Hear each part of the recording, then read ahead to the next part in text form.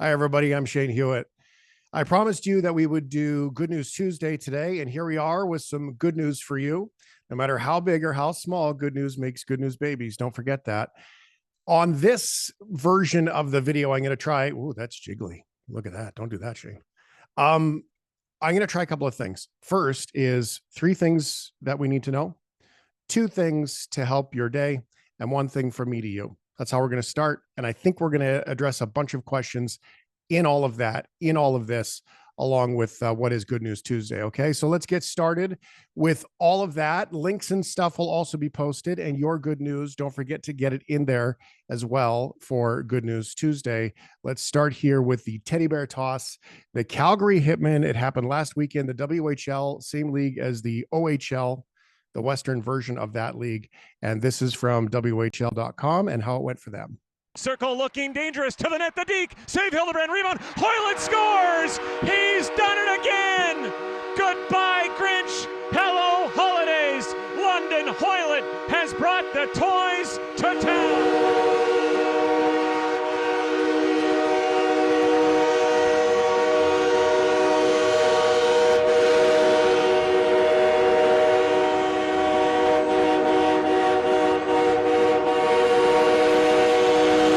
So the total number of toys, I don't know if you can hear me over that. Total number of toys right there is 21,230. I'll stop the thing now. Come on. 21,233 toys at the Scotiabank Saddle Dome for the Calgary Hitmen and the teddy bear toss. Really cool stuff. They do amazing things every year. It's been going on for years and years and years. And I just love what they do. It's so great. And every year we talk about it. So cool. Now, what comes next after that? There's some amazing stories about the Calgary Hitmen and the Calgary Flames going to the Alberta Children's Hospital. And this is just another example of exactly that and how they take those toys, they share them with the kids, and they do so much more than just hanging out. So here's a story. This one's from Global Calgary about what comes next after toys get shared and hockey players show up at hospitals. Away from the rink to bring smiles and joy to young hockey fans in hospital. Flames players Michael Backlund, Blake Coleman, Jacob Peltier, and AJ Greer colored, made crafts, signed autographs, and shared stories with the kids, offering up a bright spot in their day. Days like today are super special.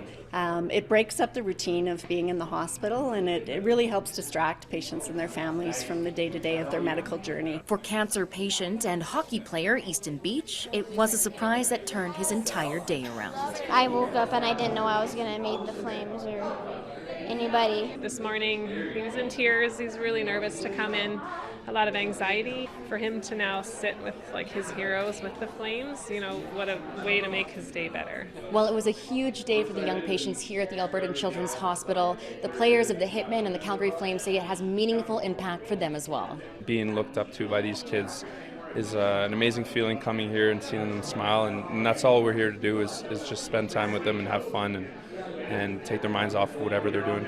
It's great. I think it's very important, to show the support to all the kids here, and they're going through a tough time. So we want to show that, we're here to support them. Members of the Calgary Hitmen were there too, fresh off the annual teddy bear toss game, where more than 21,000 stuffies were tossed onto the ice this year. It's special and makes hockey so much bigger than the sport. A powerful display of community spirit and compassion, showing the role sports teams can play beyond the rink. Who's that supposed to be? Me. You? Yeah. Okay, if you had to give him a mark out of 10, how good is he doing? 1,000. Joelle Tomlinson, Global News. So how incredible is that story? Love it. And I know a couple of guys on that team now. My son has had his hockey career and has some friends that now play on that team. And it's cool to see that they get to participate in exactly that too, with the teddy bear toss. And then I've been to the Children's Hospital. We've been there recently. They've helped out both of my kids. And let's take a second to kind of salute everybody who is working in nursing. Like it's a special thing to be a nurse or a doctor. It's a very special thing to do it at a children's hospital.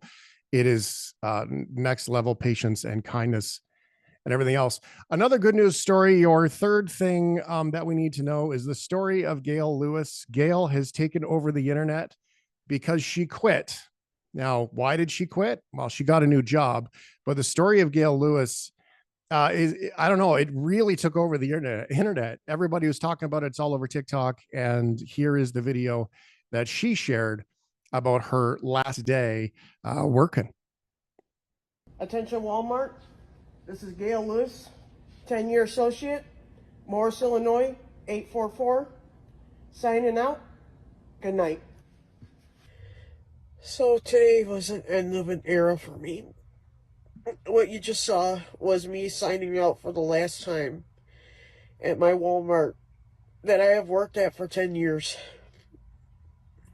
It's a happy sad because I'm going to be going to a better job. And those people became like family. I've been through a lot with them. They watched my back. I watched theirs. They helped me out. I helped them out. We even went through a pandemic together. It just hurts, but it's a happy sad. Because where I'm going to be better off where I'm at. That's all. So that's Gail Lewis and her story from YouTube as she quit her job.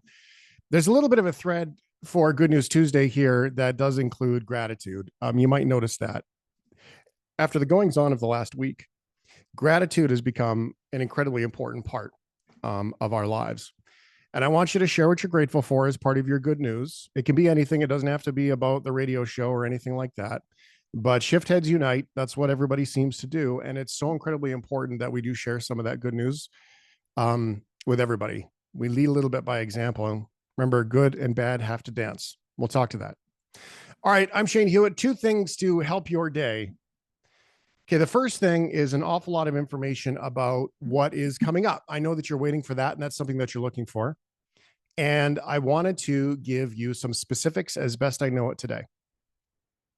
The regular contributors of the radio show are very excited to bring you a new kind of content. This includes me. And here's what I can tell you today. And I think this is good news. This is part of my good news to share with you. Steve Stebbing and I will bring you a video for this weekend. We expect it to be done by Thursday, an episode of What the Hell Should I Watch? Just like we used to do on the radio, this time you're going to be able to see the movie trailers and everything else. Now, all of the guys are set to bring you video podcasts of their favorite segments. I know this does include Steve Stebbing, obviously. Handy Andy Barrar, Blaine Kyllo is going to help us out with his Christmas gift guide. Hank the Hacker and Greg Fish are all on board to continue making content for you. Ryan O'Donnell is going to help me with a conversation soon when he's ready. I look forward to him sharing in his own words what he's going on in his world and what he's going through. And you need to know that we are working through the month of December on creating what that looks like. You have asked for a podcast. You will get a podcast. It will not be a pay to subscribe podcast because I want it to be for everybody. The Shiftheads Canada notion is yours. It's not mine. So you get to take that and you get to enjoy that. Your interaction in the podcast is going to be integral. And if you go to shiftheads.ca, you will see that page has changed. There are new options on there, and there are some coming soon options that we will get to. It takes time. It takes a lot of time. And I've had a lot going on in order even to just to get to this point and to be able to share this with you. So it's going to be weird. It's going to be clunky. It's going to be fun. And hopefully by January, we will have a pretty slick podcast ready to go. We will offer the patron links and various things where you can donate if you want to help our costs with all of this. Finding the what's next. So many people have mentioned what's next on the website or on Facebook that, yeah, I don't know what that looks like. I can tell you this. I want to share more of myself with you, and everybody else wants to share themselves too. So that's my good news. So Steve Stebbing, Thursday, what the hell should I watch? We are going to be able to get that for you. Now, I wanted to bring you one special person today that might be able to, I don't know, dispatch a little joy to you, as he likes to say. And he joined me for a conversation earlier on today. And that is Gurdeep Pandher, the bongo dancing Yukon friend that we all love and have shared so much here on The Shift. Our favorite Yukoner is here. Gurdeep Pandher is joining us from the Yukon and his cabin in the woods to say hello. Gurdeep, it's great to see you. Hello, Shane, and hello to all the listeners. Very good to see you. Yeah, thank you very much for coming on, Gurdeep. As you know, we've had some changes here on The Shift, and some people are not very happy. And that's what happens when change comes. And I couldn't think of, with Good News Tuesday, a better person to have a quick conversation with, to share a little joy than you. That's how I know you. That's how everybody knows you. Maybe you could speak to what you see when people are a little bit down. Very good question, my friend. I feel that in our lifetime, so many times it happens that we like to be on a one pattern or one style. We like to focus on all the time. But usually it doesn't happen that way. There's always changes, always ups and downs, always something unexpected. I feel that I'm taking these examples from my own life, that my own life has not been a smooth ride forever. Nobody else's is. And I also find that although, yes, these kind of changes may bring sadness, we are humans, we like to react. We are full of emotions. We like to display our emotions, which is okay, which is all good. But sometimes change is also good. Change is also beautiful. I like to use this analogy a lot, that during fall time, autumn time, we see the leaves are falling, the winter is coming, skies are gray. It makes us sad or bit down that, oh, everything is going. And then very soon, after 2-3 months, spring comes, new leaves come, new plants, new light. Sun is even more brighter. So there's always, although there is some struggle from that change until you find your new path or new track, and that's okay. But as long as you stay focused, as long as you keep hope deep in your heart, hope is very powerful. It's just it looks a very short word, but it is this big. I love it. It's so true. You know, Gurdeep, when we talk about joy, you have to choose joy. You have to choose joy in your life, and moving your body is another thing that you also talk about, because the bongo dancing and all those things. So choosing some joy and getting moving are important parts of dealing with, change. Absolutely. Because what happens, sometimes we think about things, good things, which is good. Always thinking is it. Everything starts with thinking. But then we also need to take little action. What is that little action? Is we need to move. We need to go out in the nature for a walk, or run, or hike, or swim, or whatever, whichever way. Some people like to do yoga or other activities indoors. That is great too. You can make your body move, because our body is it's like when it moves, it creates that energy, that creates flow, that creates that more inspiration to do something, and it breaks down. Sometimes we are in a trap or bubble of some thought process, and we like to stay there. Oh, I do, and I'm so guilty of that. Oh my goodness, I call it the breadcrumb, where you follow the breadcrumb, right? Oh my goodness, you're so right. So yeah, it's very important to break that, so that you are able to find new air, you are able to breathe more in a fresh air, and movement, it plays an important and key role. I love it. It's beautiful. Now, this is just a quick hello with Gurdeep. Next week, we want to find out, because you are across Canada again this summer. There is so much we have to catch up on in general. So we will chat again soon for everybody on the Shifthead community here. And thank you for popping in and bringing your energy, positive energy to us. It's so great to see you. Thank you, Shane, and I'm wishing you all the best, and I'm hoping that new adventures are great. It's even more exciting and wonderful, and You know, we always fall, when we start learning how to walk as a child, we fell maybe hundred or thousands of times. When we started biking, we fell. So falling is part of our life. We should accept it. It can be difficult, but it's great that you're on new track, a new mission. This is wonderful. Congratulations. Happy holiday, happy new year, and looking forward to meeting you in person new year. Absolutely, me too. Gurdeep Pandher there from the Yukon, and a little joy for you. We look forward to chatting more with Gurdeep coming up next week. I'm Shade Hewitt, and he talked a little bit about falling down.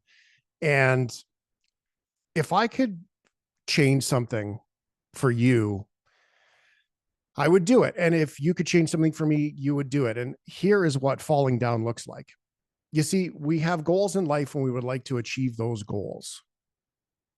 We often don't get started. There are things that I have hesitated to do, including doing video versions of my stuff, because, I got in my head about it. Insecurity, all those things. And I recently went through a process in August into September where I had to make some video content for someone, and it forced me to do it. Now, in hindsight, it made me an awful lot more comfortable in being able to do this here today. Falling down. If I could give you a number of how many times you had to fall down to achieve your ultimate goal, would that change things? You see, we don't know the number. We don't know in life today, I've got to fall down 5 times. I've got to go bankrupt 3 times to get my dream business. I've got to date 7 people in order to find my partner forever. Some of us had to be married 3 times, 4 times before we figured that out. How many times do you need to fall down before you get it right? Well, what if we flip that backwards? What if I gave you the number? You see, we avoid falling down because it feels bad, right? I do. I'm sure you do. But what instead if we did it differently? What if I gave you the number and I said 20? 20 times you have to fall down. 20 times you have to get it wrong. 20 times it's going to hurt. But on the 21st time, you got it. Well, then we would do it differently, wouldn't we? We would hurry up to fall down because you'd be like, fall down. Oh, that sucks. That hurts. Get up, dust yourself off, try again. Date a new person. Take that other job. Start that business. You'd go through them 1, 2, 3, 4. I got to hurry up. I want to get to the end. 5, 6, 7, 8. You do everything you can to get to 20 as fast as you can if you knew the number. And then 21 comes and there's your dream. You see, we hurry through hurt and mistakes and falling down when we know the number. And that's the only thing missing is we don't know the number. We need to hurry through the mistakes. We need to learn from them, get up, start over. Learn from them, get up, start over. Keep challenging it and trying and trying and trying. And one day you're going to get to the place where you did it. That's a different perspective, isn't it? That's the important part of failure. That's the stuff that we need to learn how to do to be able to get into it all the time. So that's how I look at this. Thank you for all the compliments and how people have said, love how you've handled it. I mean, you have to understand, I have cried. I have had my tears. I have been mad, everything else. I am filled with gratitude. This is the one thing from me to you, and it's gratitude. It's going to be a conversation about loss and losing children, just so you know. I don't want you to be surprised by that. What is gratitude? Think about that. And let me introduce you to somebody by the name of Gina Chick. I don't know Gina. Gina is a public speaker. She's from Australia. And this segment is from a podcast that I really quite like. It's called The Resilience Project. I believe this actual podcast is almost like 2 hours long. This is less than 3 minutes, this little segment. It's extremely deep and extremely hard, but it speaks to you about gratitude, because gratitude isn't what we think it is. This is from me to you. This is Gina Chick.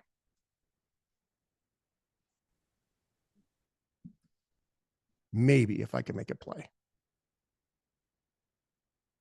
I know I can do this.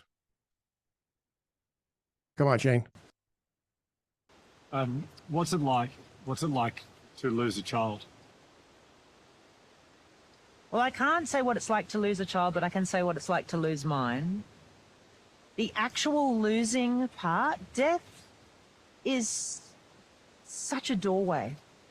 And a body without someone in it is like, I understood life by having my daughter not have it in her body anymore, like having her there and then her not being in it anymore. It's like, I don't know where she went, but she's not here now. And it's like such a visceral and profound experience to be able to midwife her out of life with the same presence that we brought her in was beautiful.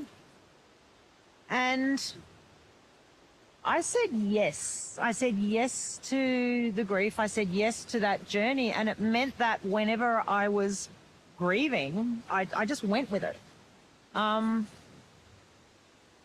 It's all going on now, bringing up the weather.